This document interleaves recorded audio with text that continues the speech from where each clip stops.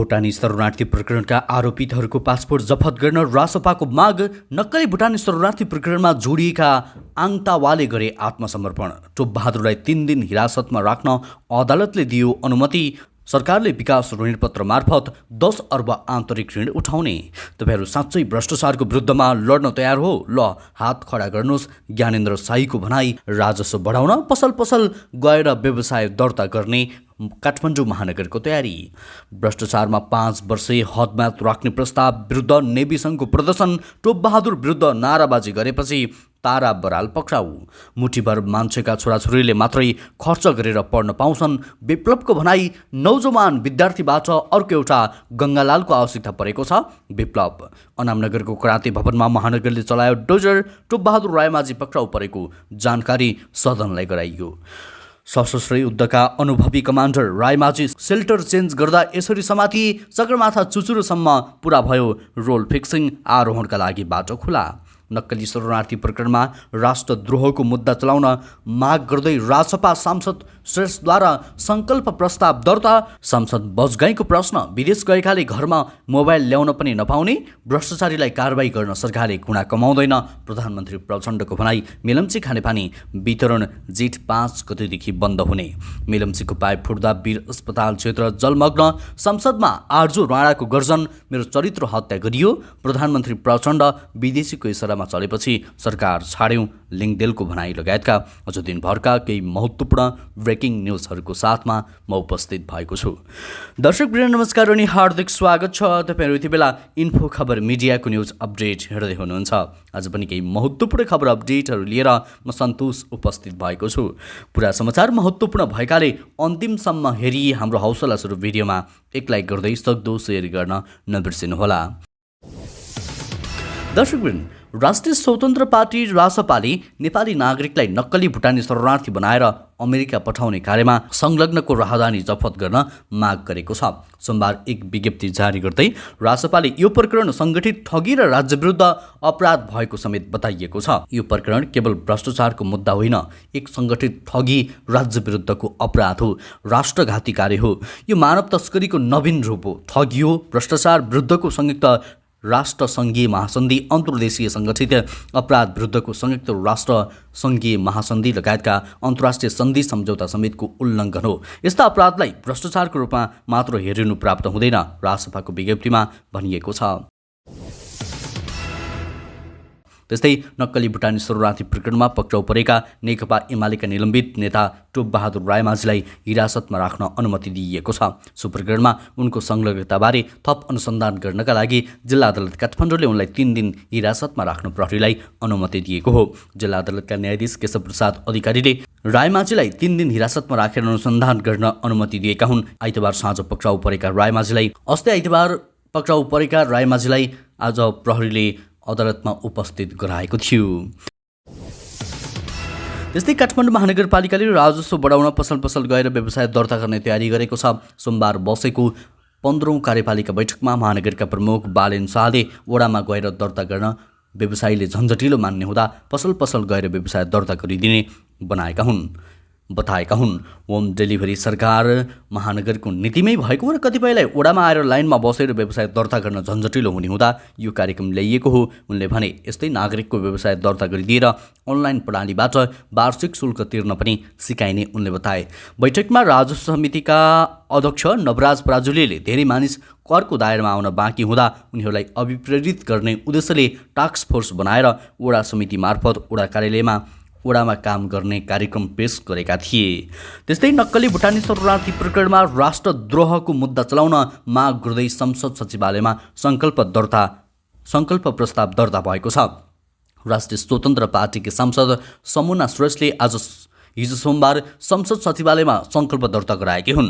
नक्कली शरणार्थी प्रकरण सङ्गठित अपराध निवारण ऐन 2070 अन्तर्गत सङ्गठित अपराधको दायराभित्र पर्ने सङ्कल्प प्रस्तावमा भनिएको छ। नागरिकलाई अर्को मुलुकको नक्कली शरणार्थी बनाउने कार्य गरी राज्य र नागरिकप्रति घात गर्ने राष्ट्रद्रोही कार्य मुलुकी फौजदारी संहिता 2074 को भाग 2 प्रेक्षित 1 अन्तर्गतको राज्य विरुद्धको कसुरमा समेत पर्न जाने उक्त प्रस्तावमा उल्लेख गरिएको छ। त्यस्तै राष्ट्रिय प्रजातन्त्र पार्टीका सांसद ज्ञानबहादुर शाहीले भ्रष्टाचार नियन्त्रणका लागि तयार हुने सांसदहरूले हात उठाउन पनि आग्रह गरेका छन्।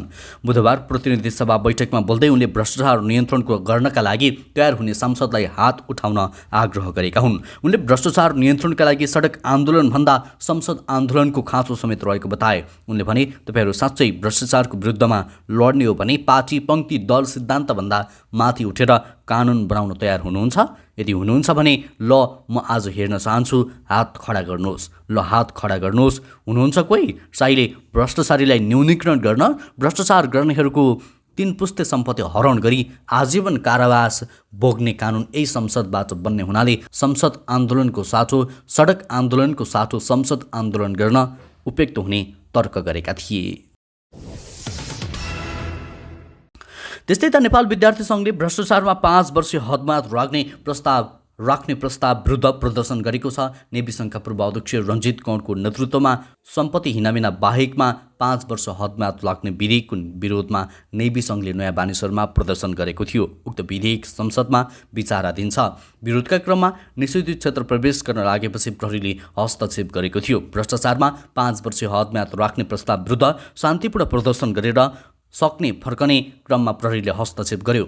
नेवी सङ्घका पूर्व अध्यक्ष कौरले भने, प्रहरीसँग धकेलाधकेली हुँदा 2 जनालाई चोट लागेको छ। प्रहरीको प्रेमिका राणा मगरलाई नियन्त्रणमा लिइएको छ। प्रहरीसँगको धकेलाधकेलमा धर्मसाई र हिक्मत साईलाई चोट लागेको कुरा सङ्घका नेता भुवन भट्टले जानकारी दिएका छन्। उनीहरूको कान्तिपुर अस्पतालमा उपचार भइरहेको जानकारी प्राप्त भएको छ। त्यस्तै भुटानी शरणार्थी प्रकरणमा प्रहरी हिरासतमा रहेका नेकपा एमालेका नेता टोपबहादुर रायमाझी विरुद्ध नाराबाजी गरेपछि प्रहरीले 1 जनालाई पक्राउ गरेको छ।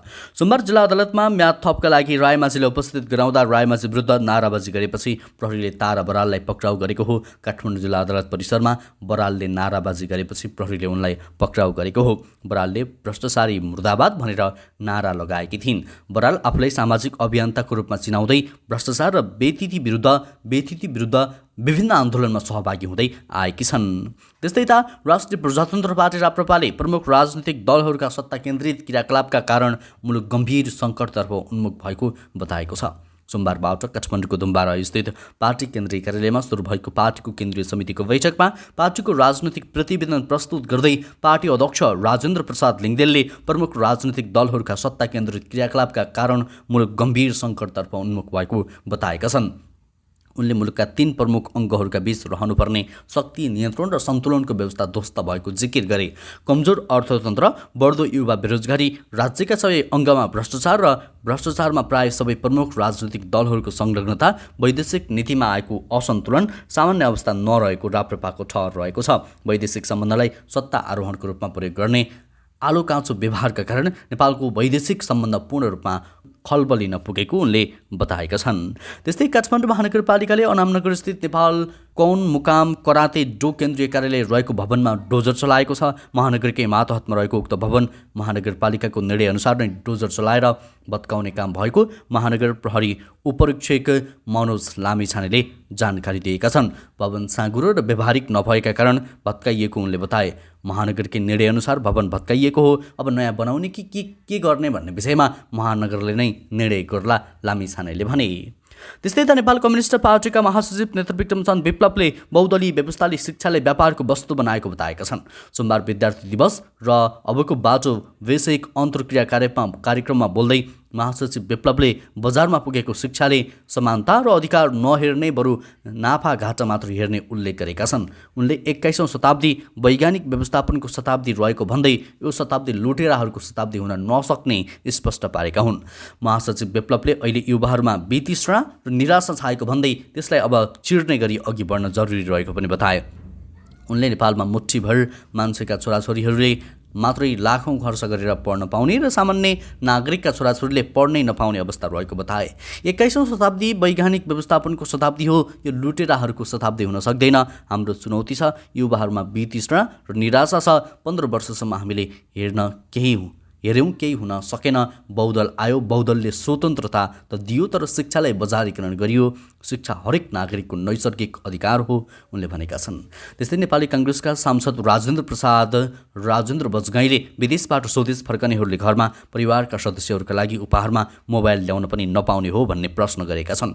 प्रतिनिधि सभाको सोमबारको बैठकमा बोल्दै बजगाईले मोबाइलका डिलरहरूको प्रभावमा परेर मोबाइल ल्याउन नदिएको आरोप लगाए। नेपाल फर्किएका दाजुभाइ दिदीबहिनीहरूले उपहारका रूपमा ल्याइएका मोबाइल उत्पादन नगर्ने ती डिलरहरूले विदेशबाट स्वदेशमा गिफ्टका रूपमा मोबाइल ल्याउन पनि बन्देज गरेको छ। उनले नेपालीहरूलाई नक्कली भुटानी शरणार्थी बनाएर ठगी प्रकरणमा सत्ता बागडोर सम्हालेकाहरू नै संलग्न देखिएको बताए। नक्कली भुटानी शरणार्थी प्रकरणमा नेपालमा बस्न नपाएका युवाले गरेका होइनन्, नेपालमा सत्ता बागडोर सम्हालेका महामहिमहरूले गर्नुभएको हो उनले भनेका छन्। त्यस्तै नेपाल सरकारले विकास ऋणपत्र मार्फत 10 अर्ब आन्तरिक ऋण परिचालन गर्ने भएको छ। 2 जेठमा 5 वर्ष अवधिको 10 अर्बको विकास ऋणपत्र बोलका लागि नेपाल राष्ट्र बैंक मौद्रिक व्यवस्थापन विभागले सूचना प्रकाशित गरेको छ। ऋणपत्र खरिदका लागि बैंक तथा वित्तीय संस्था, गैर वित्तीय संस्था, बीमा कम्पनी, सङ्गठित संस्था तथा नेपाली नागरिकले आवेदन दिन सक्ने गरी जनाएको छ। बोलको माध्यमबाट ब्याज दर निर्धारण हुने ऋणपत्रमा राष्ट्र बैंकले 2 जेठ मङ्गलबार 3 बजेसम्म आवेदन दिन सकिने राष्ट्र बैंकले जनाएको छ। त्यस्तै जारी सिजनमा सगरमाथा आरोहणका लागि रोप फिक्सिङको काम सम्पन्न भएको छ। पर्यटन विभागका अनुसार 30 वैशाखका दिन अपराह्न 1:52 को समयमा डोरी टाँग्ने टोली सगरमाथाको चुचुरोमा पुगेको हो। यससँगै अब सगरमाथा आरोहीहरूले चुचुरोसम्म पुग्ने बाटो समेत खुला भएको छ। विभागका अनुसार यस वर्ष रोप फिक्सिङको जिम्मेवारी पर्वतारोहण सञ्चालक सङ्घले पाएको थियो। विभागले अघिल्लो साता सगरमाथाको आधार शिविरमा सम्पर्क कार्यालय स्थापना गरेको छ। सो कार्यालयले यस सिजनमा सगरमाथा आरोहणको अनुगमन तथा सहजीकरणको काम गर्नेछ। त्यस्तै यता प्रधानमन्त्री पुष्पकमल दाहाल प्रचण्ड सरकारले अनियमितता भ्रष्टाचार नियन्त्रणमा गम्भीर भएर लागिरहेको बताएका छन्। हिजो सोमबार नेपाल राष्ट्र बैंकको नेपाल राष्ट्रिय कर्मचारी सङ्गठनको 4औं केन्द्रीय महाधिवेशनलाई सम्बोधन गर्दै प्रधानमन्त्री प्रचण्डले भ्रष्टाचारीलाई कारबाही गर्ने सन्दर्भमा सरकारले चालेको कदममा खुट्टा नकमाउने बताएका हुन्। भ्रष्टाचारीहरूलाई कारबाही गर्ने दिशामा सरकारले चालेको कदमप्रति आम जनताले विभिन्न माध्यमबाट समर्थन र एकबद्धता जनाउनु भएकोमा म सरकारको तर्फबाट सबैमा हार्दिक आभार प्रकट गर्न चाहन्छु। त्यसका साथै भ्रष्टाचारीहरूलाई कुनै पनि बहानामा बचाउने काम नगरियोस्, सरकारले खुट्टा नकमाओस् भनेर जुन खबरदारी गर्नुभएको छ त्यसप्रति हामी पूर्ण सजग छौँ उनले भनेका छन्।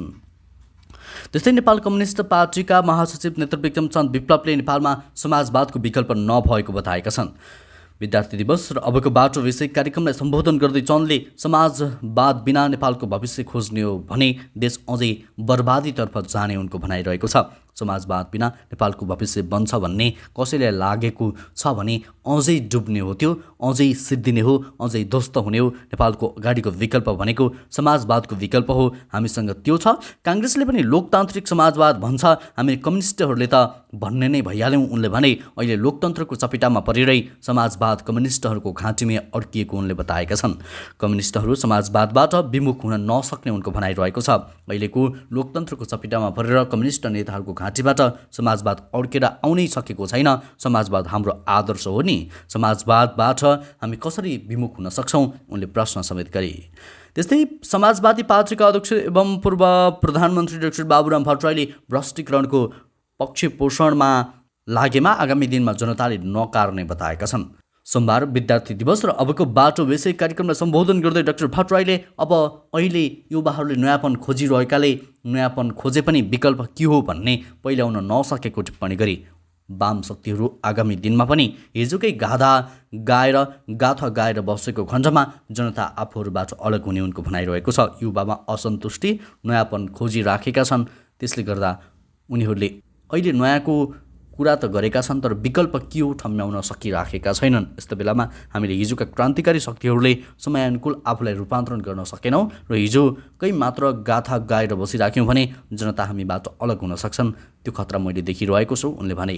त्यस्तै त मेलम्ची खानेपानी वितरण यही जेठ 5 गतेदेखि मात्र बन्द हुने भएको छ। मर्मतका लागि सोमबारदेखि 2 हप्ता बन्द गर्ने भनिएकोमा सरकारवालाहरूको सुझाव अनुसार 5 दिन पछि मात्र मर्मतको काम सुरु गरिने मेलम्ची खानेपानी आयोजनाका कार्यकारी निर्देशक कमलराज सुरसले जानकारी दिएका छन्। उनका अनुसार 2 हप्ता जति मर्मत कार्य भएपछि पुनः पानी पठाइनेछ। हेलम्बु 1 स्थित आयोजनाको मुहान तथा हेड बक्समा केही उपकरण जडान तथा मर्मत सम्भार गर्नुपर्ने भएकाले 2 हप्ताका लागि पानी वितरण हुने मेलम्ची खानेपानी आयोजनाका सिनियर डिभिजनल इन्जिनियर पदमबहादुर कुँवरले जानकारी दिएका छन्। सामान्य बाढी आएको बेला आयोजना सञ्चालनमा नै राख्ने गरी अहिले उपकरण जडान तथा मर्मत सम्भार गर्न लागि उनले बताएका छन्। त्यस्तै यता नेपाली काङ्ग्रेसकी सांसद आर्जु राणा देउवाले भुटानी शरणार्थी प्रकरणमा आफ्नो चरित्र हत्या गर्न खोजिएको बताएकी छन्। सोमबारको प्रतिनिधि सभा बैठकमा सांसद राणाले यस्तो बताएकी हुन्। नक्कली भुटानी शरणार्थी प्रकरणमा राणाको नाम पनि मुछिएको छ। उनले पनि रकम लिएको भन्दै अडियो बाहिरिएको छ। सो अडियोलाई आर्जुले फेक भन्दै आइरहेकी छन्। सोमबार प्रतिनिधि सभामा उनले उक्त अडियो फेक भएको जिकिर गरिन्। उक्त अडियो जाँच गर्न सिआइबी र साइबर क्राइम्स ब्युरोमा रिपोर्ट दिएको पनि उनले बताएकी छन्। त्यस्तै यता नक्कली भुटानी शरणार्थी प्रकरणमा जोडिएका नेपाली काङ्ग्रेसका पूर्व सांसद आङतावा शेर्पाले प्रहरीमा आत्मसमर्पण गरेका छन्। नक्कली भुटानी शरणार्थी प्रकरणमा एकपछि अर्को गर्दै धमाधम उच्चपदस्थ नेताहरू पक्राउ परिरहेको बेला उनले आत्मसमर्पण गरेका हुन्। उनी नेपाली काङ्ग्रेसका नेता हुन्। स्रोतका अनुसार पूर्व सभासद शेर्पाले केन्द्रीय अनुसन्धान ब्युरो सिआइबीमा पुगेर आत्मसमर्पण गरे। आइतबार पक्राउ पूर्जी जारी गरेपछि उनी सम्पर्कविहीन भएका थिए। उनी रामेछापबाट 2070 सालमा सभासद पदमा निर्वाचित भएका थिए। हवस् त दर्शकवृन्द, यो खबर सँगसँगै अहिलेलाई केही चर्चामा रहेका महत्त्वपूर्ण खबर अपडेटहरू यति नै। पलपलको न्युज अपडेटका लागि हाम्रो च्यानललाई सब्सक्राइब गर्न र भिडियोलाई एक लाइक गर्न नबिर्सिनुहोला। नमस्कार। तपाईँको बाँकी पल उत्कृष्ट बनोस्।